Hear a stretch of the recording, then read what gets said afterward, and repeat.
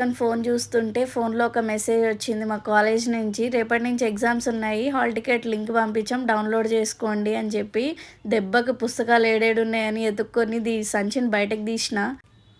7, 8 నెలలు అయిందనుకుంటా ఈ పుస్తకాలు కొనుక్కొచ్చి ఇంట్లో పెట్టి. చెదలు కూడా వచ్చేసినాయి. పుస్తకాలంటే ఎందుకంత జాగ్రత్త అని మాత్రం కామెంట్ చేయకండి. నేను భద్రంగా సంచిలో పెట్టాను. అయినా కూడా చెదలొచ్చేసినాయి. నేనేం చేయలేను కదా దానికి.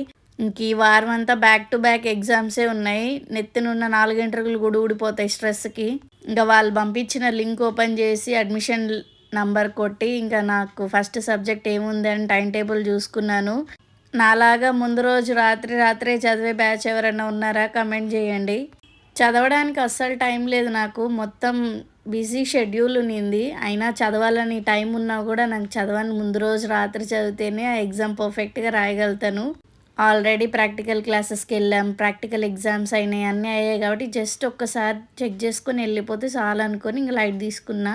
మనం ఎంత చదివినా, సంవత్సరం అంతా రోజు పుస్తకాలు పట్టుకొని చదివినా, మనం ఆ ముందు రోజు ఎంత చదువుతామో అదే గుర్తుంటది. అదే రాస్తాము. నిజమా కాదా?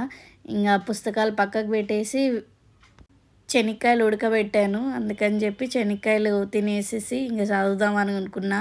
నిన్ననే తెచ్చుకున్నాము ఈ చెనిక్కాయలు. నిన్న శివరాత్రి కదా ఫాస్టింగ్. నిన్న చేసుకోలేదు. ఈరోజు ఉడకబెట్టాను.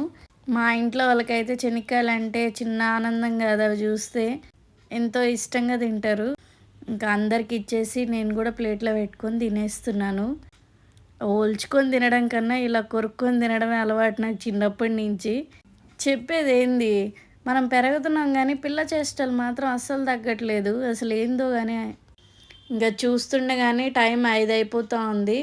మా పిల్లలకి మ్యూజిక్ క్లాస్ ఉంది ఈరోజు. వాళ్ళకైతే వాటర్ మెలోన్ కట్ చేసి ఇచ్చాను తినడానికి. ఇంట్లో ఉంటే గోల గోల. ఈరోజు హాలిడే ఫుల్లు కొట్లాటలు, భయంకరంగా యుద్ధం జరుగుతుంది మా ఇంట్లో.